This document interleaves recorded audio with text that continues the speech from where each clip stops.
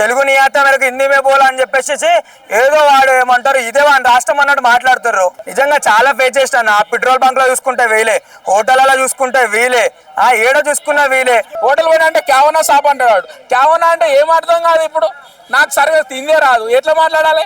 ఇది నాకు తోడు ప్యాచ్ దాలో తప్ప మీద అర్థం కాదు. వాళ్ళు చెప్పేది నాకు అర్థం కాదు, నేను చెప్పేది వాళ్ళకి అర్థం నాకు రాదు వాస్తవంగా. అట్లాంటప్పుడు ఇంగ్లీష్ మాట్లాడడానికి ట్రై చేస్తా.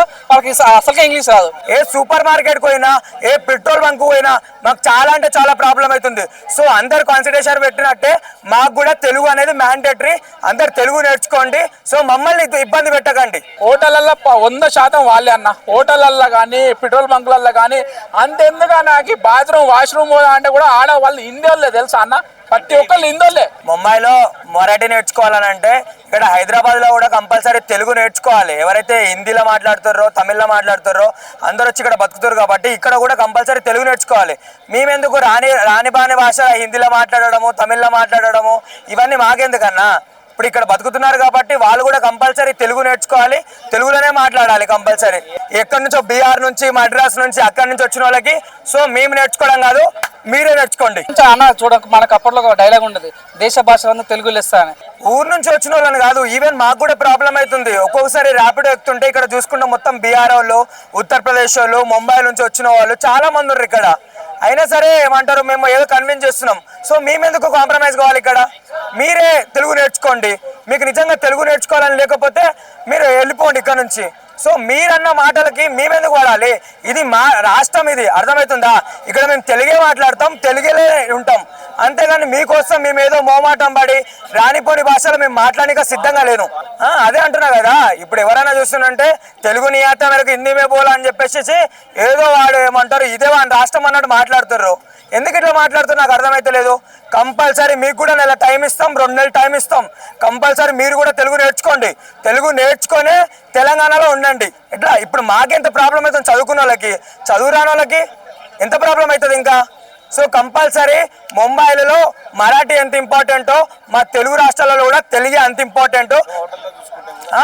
ఇప్పుడు మన రెస్టారెంట్లకు పోయినా లేకపోతే ఏమంటారు ఎక్కడికైనా పోయినప్పుడు కూడా చాలా ఇబ్బంది అవుతుంది. మొత్తం హిందీ వాళ్ళే, మొత్తం హిందీయే, ఏడికి పోయినా హిందీయే.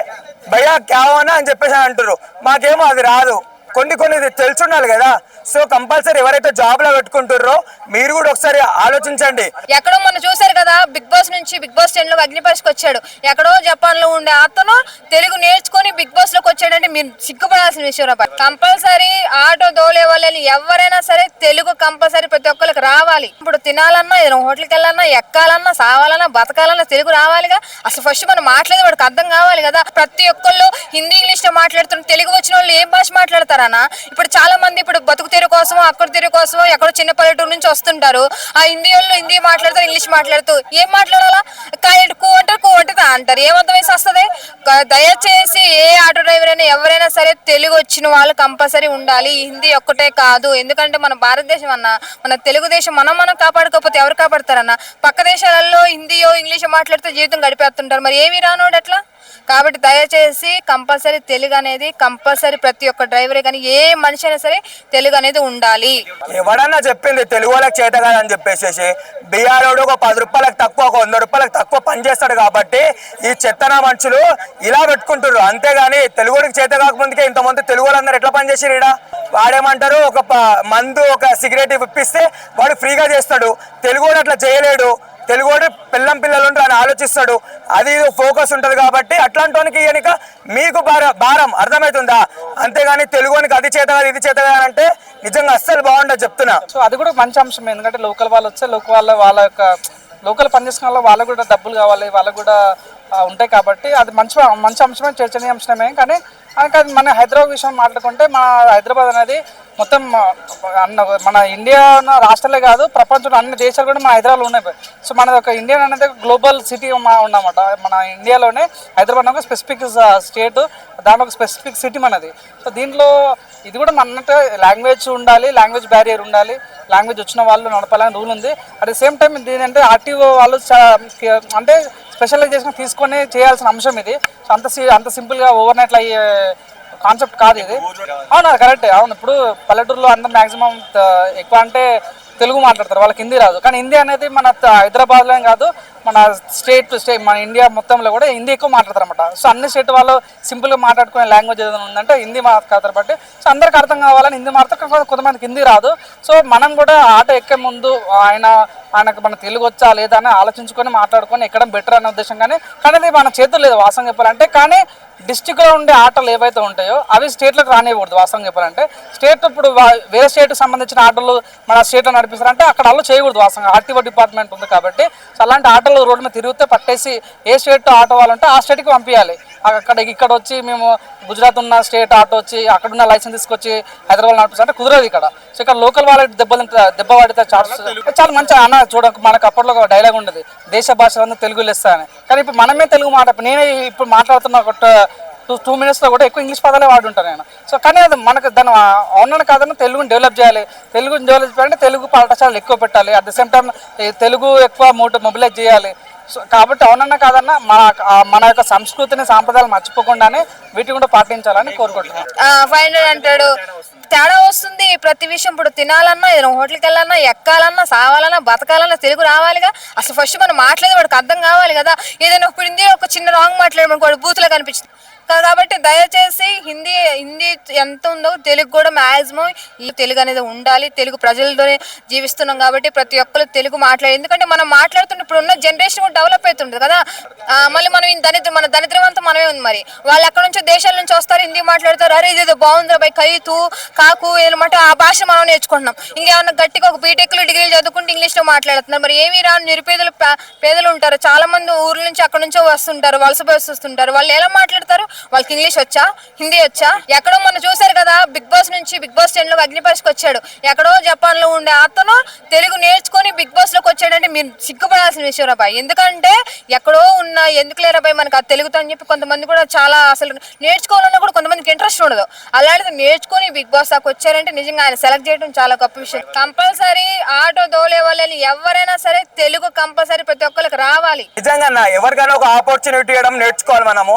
ఎందుకంటే మన తెలుగు రాష్ట్రాలలో ఎవరో చాలా మంది ఇతర రాష్ట్రాల నుంచి దేశాల నుంచి వచ్చి బతుకుతారు కాబట్టి కంపల్సరీ మనం కాన్సన్ట్రేషన్ పెడుతుంటే అట్లీస్ట్ కొంచెం కాకపోయినా కొంచెమైనా నేర్చుకుంటాం. సో 1 month 2 months నేర్చుకోవడం పెద్ద ప్రాబ్లం కాదు. సో అందరు తెలుగు నేర్చుకుంటే సో ఎవ్వరికి ప్రాబ్లం కాదు ఇక్కడ. నా ఉద్దేశం అదే. నీకు హిందీ వచ్చు ఇంగ్లీష్ వస్తే నడవదిడా. తెలుగు కూడా మ్యాండేటరీయే. హైదరాబాద్ లో హిందీ వస్తే సరిపోదు, తెలుగు వాళ్ళు చాలా మంది ఉండరు. తెలుగు వాళ్ళతోనే అంత అవుతుంది. సో నువ్వు తెలుగులో మాట్లాడు, మేము తెలుగులో మాట్లాడతాం. ఒకవేళ తెలుగులో మాట్లాడిక రాకపోతే ఎవరు జాబులు ఇవ్వకండి. పక్కన వాళ్ళు ఎట్లా చేస్తారో మనం కూడా అట్లనే చేద్దాం. మన తెలుగును మనం ఎందుకు అఘోరపరచుకోవాలి? నిజంగా చాలా ఫేస్ చేస్తాను. ఆ పెట్రోల్ బంక్ లో చూసుకుంటే వీలే, హోటళ్ళలో చూసుకుంటే వీలే, ఏడ చూసుకున్నా వీలే. మాకు వచ్చి రాని అంతా చెప్తున్నా అన్న. హైదరాబాద్ లో తెలుగు వాళ్ళు చాలా తక్కువ, హిందీ వాళ్ళు ఎక్కువ. మాకు ఎక్కడ పోయినా సరే, ఏ లొకాలిటీకి పోయినా, ఏ సూపర్ మార్కెట్కి పోయినా, ఏ పెట్రోల్ బంక్ పోయినా మాకు చాలా అంటే చాలా ప్రాబ్లం అవుతుంది. సో అందరు కాన్సన్ట్రేషన్ పెట్టినట్టే మాకు కూడా తెలుగు అనేది మ్యాండేటరీ. అందరు తెలుగు నేర్చుకోండి. సో మమ్మల్ని ఇబ్బంది పెట్టకండి. చాలా సార్లు ఇబ్బంది పడ్డన్నా, చాలా సార్లు. అబ్బో వాడేమో క్యాబోల్ రా ఎట్లా అంటాడు, వాడు నన్ను తిడుతున్నాను నేను అనుకున్నా. అసలుకి ఏమంటారు, అరే దేరోరా బాయ్ అని చెప్పేసి అని అంటాడు. వాడు హిందీలో చెప్తాడు పైసలు ఎంత అయింది ర్యాపిడో అని అడిగితే ఏమంటారు 27 రూపాయలు యోగా అంటే 27 రూపాయలు అంటే నాకేంది, నాకు తెలియదు కదా. సో కంపల్సరీ ఏమంటారు నేర్చుకోండి. ఇప్పుడు కొంతమంది ఏమనుకుంటారన్న, ఇప్పుడు నేను చదువుకున్నానికి నాకే ఎంత అయిపోతుంది. అదే అంటున్నా కదా, మనం అన్ని భాషలు నేర్చుకునే బదులు వాడిని ఒక తెలుగు నేర్చుకోమను. తెలుగు నేర్చుకుంటే బరాబర్ అయిపోతుంది. ఎంతో మంది ముస్లిమ్స్ కూడా తెలుగులోనే మాట్లాడతారన్న. అర్థమైందా అన్న? ఏమంటారు మనం ఏమంటారు ఫేమస్ గానికి ఏమంటారు మనము ఒక మీద కూడా అరే క్యారే అని చెప్పేసి అంటే చెప్పన్నా అని చెప్పేసి అంటారు ముస్లిం వాళ్ళు. ఎవరన్నా అందరు మంచిగానే మాట్లాడతారన్న. ఎక్కడి నుంచో బీహార్ నుంచి మద్రాస్ నుంచి అక్కడి నుంచి వచ్చిన వాళ్ళకి ఈ లాంగ్వేజ్ అనేది ప్రాబ్లం అవుతుంది.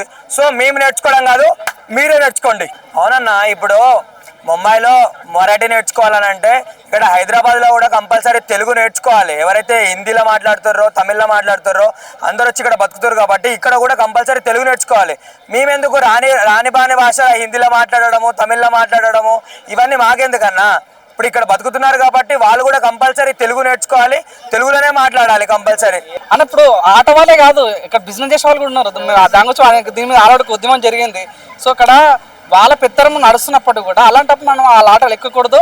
అలాంటి వరకు లైసెన్స్ కూడా ఇవ్వద్దు. వాస్తవం చెప్పాలంటే ఏ స్టేట్కు ఆ స్టేట్కి ఉన్నటువంటి లైసెన్స్లు ఇవ్వాలి. బిజినెస్ పరంగా అయినా సరే కానీ లిమిటెడ్గా ఉండాలి. సో వాళ్ళకి సంబంధించిన వాళ్ళు ఇక్కడ నివసిస్తారు కాబట్టి వాళ్ళకి సంబంధించిన లిమిటెడ్గా ఉండాలి తప్ప అని మరి ఫ్రీ హ్యాండ్గా లైసెన్స్ ఇవ్వడం అన్నది కరెక్ట్ కాదన్న ఉద్దేశం నా పాయింట్. అన్నీ నేర్చుకోవాలన్నా. ఇక మనం ఇండియన్స్ మనం అన్ని భాషల మీద మనకు పట్టు ఉండాలి. సో మన పక్క రాష్ట్రకి వెళ్ళిన తర్వాత నువ్వు తెలుగు మాట్లాడితే కుదరదు. నువ్వు కర్ణాటక తెలుగు మాట్లాడకూడదు. అక్కడ నువ్వు అన్న ఫస్ట్ కర్ణాటక నేర్చుకోవాలి. వేరే రాష్ట్రం పోవడం తెలుగు ఒకటి చాలా సరిపోతుంది. కానీ మన హిందీ మాట్లాడితే మాత్రం ఇండియా మొత్తం ఫ్రీగా తిరగచ్చు అన్న. ఎటువంటి ఇబ్బంది ఉండదు. ఇంగ్లీష్ నేర్చుకుంటే ప్రపంచం మంది తిరగచ్చు అన్న. వాళ్ళు హిందీ మాట్లాడతారు. హిందీ అనే కామన్ లాంగ్వేజ్ అందరికి. సో హిందీ మాట్లాడితే ఇండియా మొత్తం ఎక్కడైనా తిరగచ్చు. హిందీ నాకు తోడు ప్యాచ్ దాలో తప్ప మీద కాదు కలిగిందన్న. వాస్తవం కలిగింది. వాళ్ళు చెప్పేది నాకు అర్థం కాదు, నేను చెప్పేది వాళ్ళకి అర్థం నాకు రాదు వాస్తవంగా. అట్లాంటప్పుడు ఇంగ్లీష్ మాట్లాడడానికి ట్రై చేస్తా. వాళ్ళకి అసలుకే ఇంగ్లీష్ రాదు. అలాంటప్పుడు నేను బెటర్ టు తెలుగు ఉన్న వాళ్ళకే ఎక్కువ ప్రిఫర్ చేస్తుంటా అన్నమాట. ఇప్పుడు వేరే వేరే స్టేట్లలో ఏంటంటే వాళ్ళ లాంగ్వేజ్ వాళ్ళు మాట్లాడుకోవాలని చెప్పి వాళ్ళు మాట్లాడుకుంటారు అన్న, వాళ్ళు చెప్పుకుంటారు. ఇప్పుడు మన తెలంగాణలో మనం కూడా ఏం జరగాలంటే మనోళ్ళు ఆటోలు నడిపించాలి.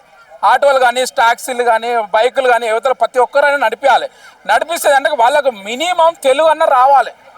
ఈ బీహార్ వాళ్ళు, ఈ మహారాష్ట్ర వాళ్ళు, ఇంకెక్కడెక్కడో వేరే లాంగ్వేజ్ వాళ్ళు అందరూ వచ్చి ఇక్కడ నడుపుకుంటా ఏం జరుగుతుందంటే ఫస్ట్ ఆఫ్ ఆల్ తెలంగాణలో బతికే ఆటో వాళ్ళు కానీ ర్యాపిడో ఎవరైనా కొట్టేటోళ్ళు వాళ్ళు బతకలేకపోతారు అన్న వీళ్ళ వల్ల. ఎందుకంటే వాళ్ళ దగ్గర 400-300 రూపాయలు కూలీ ఉంటుంది.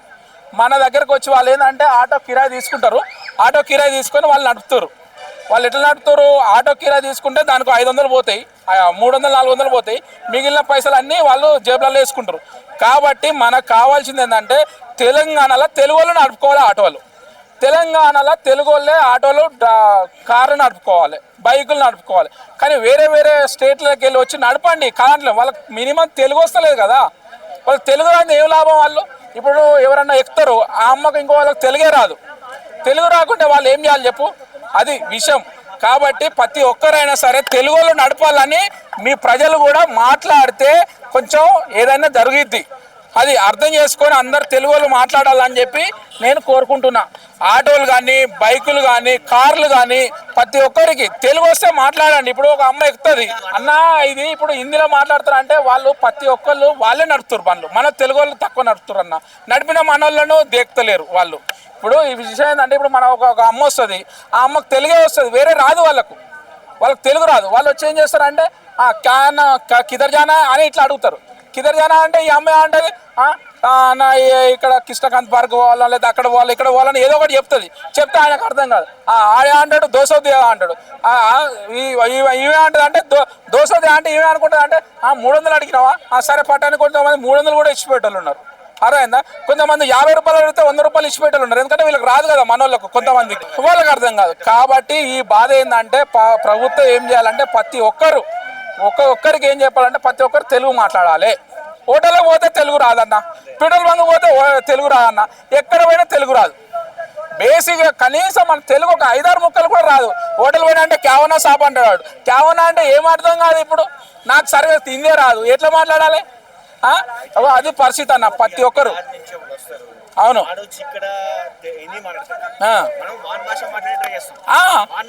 అయ్యో ఈ దైత్యం ఏమైందంటే మనం వాడి కాడికి పోతున్నాం, వాడు మన కాడికి వచ్చి మనమే వాడి లాంగ్వేజ్లోకి వెళ్ళిపోతున్నాం, వాని మాటలలోకి వెళ్ళిపోతున్నాం. కాబట్టి ప్రతి ఒక్కరు తెలుసుకోవాల్సిన విషయం ఏంటంటే ప్రతి ఒక్కరు తెలుగు వాళ్ళని ఎంకరేజ్ చేయండి.